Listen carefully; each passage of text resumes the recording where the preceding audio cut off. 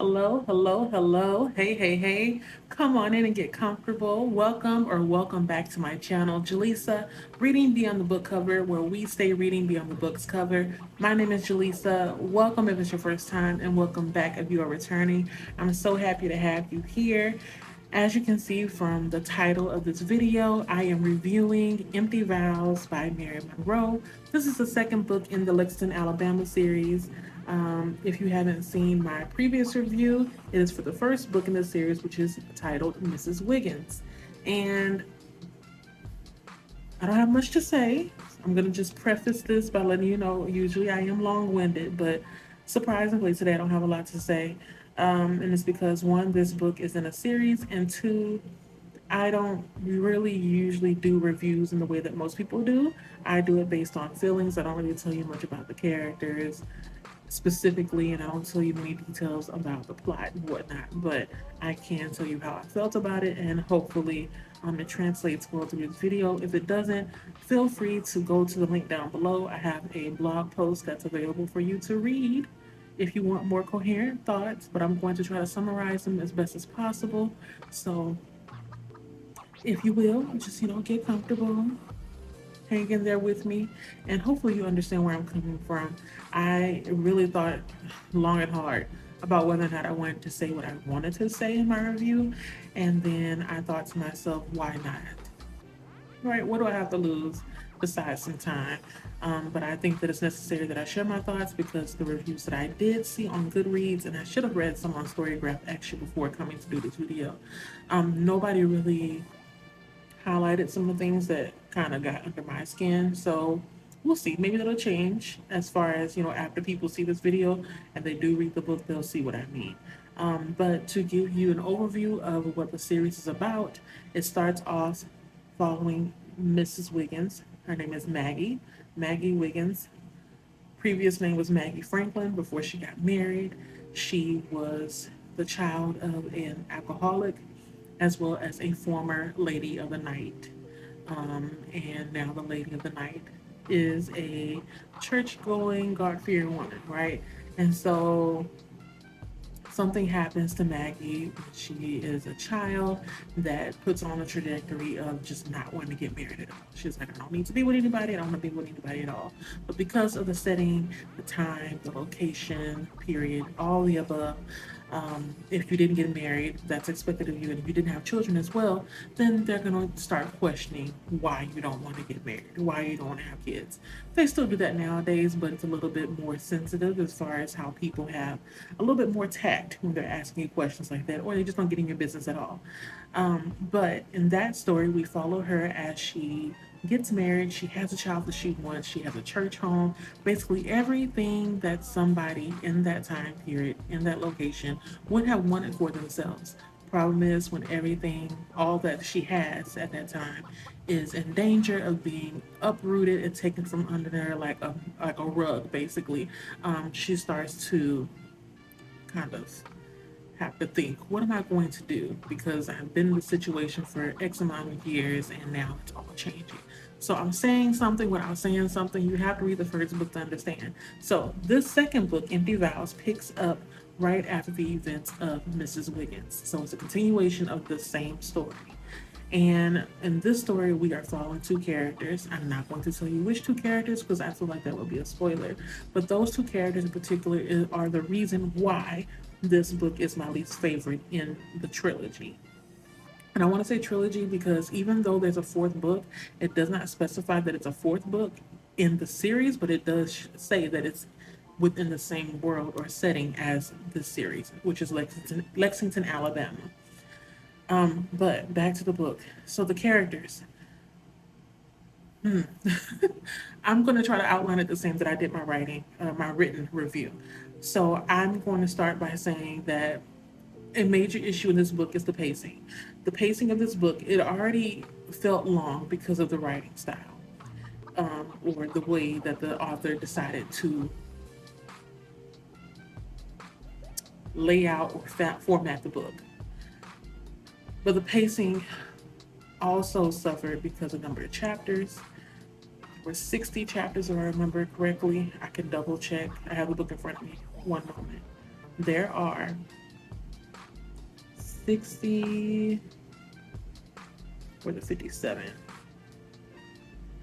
Yes, there are 60 chapters in this book. You can see right there. Is it focusing? I think so. Yes, there are 60 chapters in this book. When I went to Goodreads to check to see how long it was, I was surprised to see that it's actually in page length the same number of pages as book three. Surprising. But it felt like such a long book. This book was the book where I think it tested the readers in my Buddy Reads group. Buddy Reads for Reading Beyond the book cover. I'll leave a link down below. You can see there all the books that we have read and the current book that we're reading in September. Okay. This book, I think, tested everybody's patience because we were always waiting for something to happen. The pacing is the reason why it felt that way, and also the characters, the way they're written. So the pacing, did not like it. It was slow.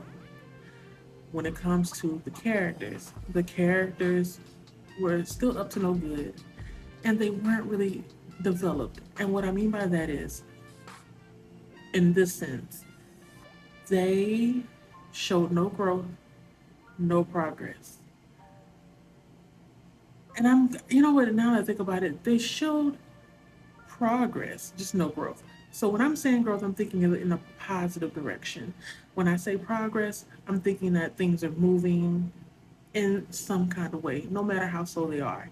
So yes, the characters, they change over time, but they still are the same. In essence, they're the same. They have not changed. Nobody's learning from previous book. Nobody is really trying to do better by each other when by themselves. So that's what irked my nerves. It irritated me that there's no progress, there's no growth at all. The characters are just very, I don't want to be your friend, basically. That's where I'm at.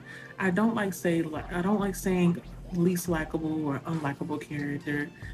There's something most likely to like about them in some kind of way. They maybe did something in the book where I was like, yeah, I know that's right. But for the most part, these characters got on my nerves.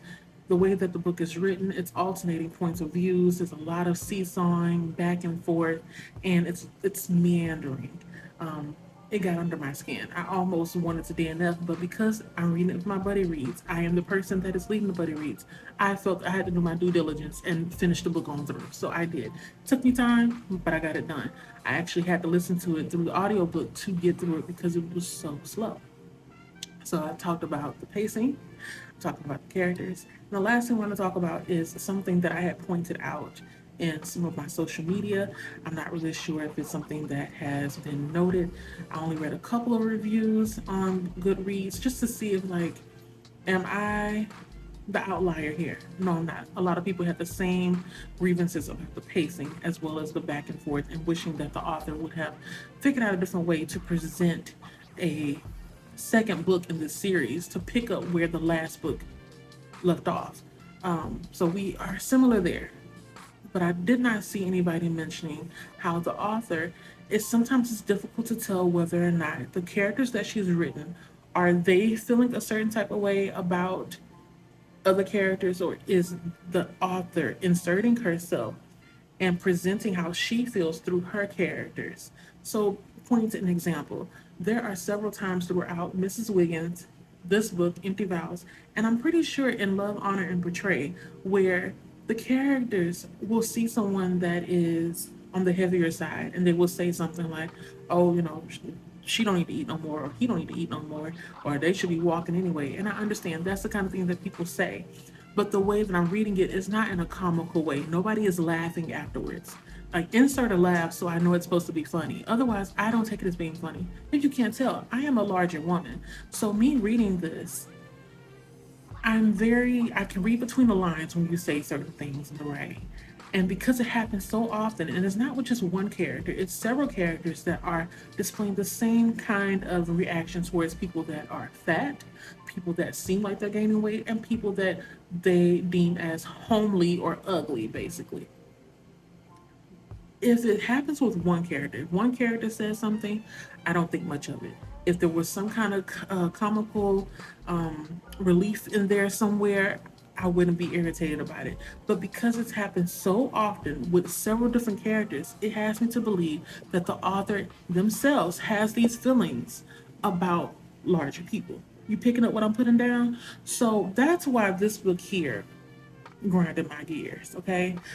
I have read other books from Mary Monroe, and the same kind of thing kind of happened where the the character who's on the larger side or the character who isn't easy on the eyes is mistreated. So I don't know, like, what are we getting out of that? What is the point of that? That's where I'm going. So I'm trying not to get heated. I see I'm at the 10-minute mark. I'm gonna stop there, but this book was not my favorite, but I will recommend it. So if I were to recommend it, that's what I'm going to say. I would recommend it to anyone that does not mind being in a book just for the ride. Just in the car, riding on the road. That's it. There's no stops. There's nothing of interest to be like, oh, let's jump over here and do this. It's just in the car, we're on the road. I also suggested if you don't mind not having a plot, because this book essentially did not have a plot. And it's really sad. It's upsetting because the first book was okay, like kind of middle of the road, but it was entertaining. Me and my group members in the Buddy Reads group were talking about it afterwards. But this book here, there were more complaints than anything else. So I think this book was a filler book, and it's a shame that it was so long. And I'm hoping that if I am to pick up the fourth book, I'm not feeling like this. So I will end it right there. I most likely will come back with another review next week for the final book that is available to us right now, so which is Love, Honor, and Betray. I will do a review on that one, and most likely will be shorter than this one because it was whole lot of the same thing. Okay, so other than that, I'm going to let you all go. In the comments, let me know if you had any similar feelings about books. Like, do you feel not necessarily attacked, but do you feel that when you're reading the book, you can't really decipher whether or not it's the author's voice or is it the character's voice? Okay, in the comments, let me know, because I know I'm not crazy. I'm not tripping. It's happened more than enough where I'm just like, something's not right with you over there. Your characters or you, I can't tell. And you know what? Let me take it back. Let me not say not right. Something needs to be unpacked. You need to work through that. That's what it needs to be. What needs to be done. But thank you for spending time with me. Thank you for listening to me. Thank you. I'm gonna always say thank you, and I'm gonna say thank you even though I don't need to, right? So before I go, I'm gonna tell you my three things, my three reminders that I always say. I want you to drink your water. I should have finished this by now, but I've been talking. But I will finish it before I go to bed. Drink your water, mind the business that's yours, and continue reading Beyond the Book's cover. Thank you so much for your time, and I'll see you later in another video. Bye.